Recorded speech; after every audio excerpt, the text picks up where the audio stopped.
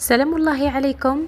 طليت عليكم اليوم بفيديو قصير على الحميص الجزائري. على بالي كامل تعرفوا ديروه، ولكن تتنوع الثقافات وتتنوع الطريقة.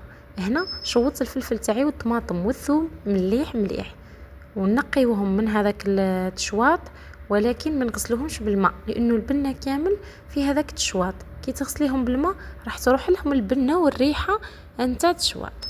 هنا نحطوهم نقطعوهم رقيق، خلاص نصيبي رقيق بزاف، تزيدي فوتي عليهم بالموس باش يجيك بنين. يعني من بعد ما نحتاجوش الروبو، انه اغلبيه عادوا يديروه بالروبو يرحيوه.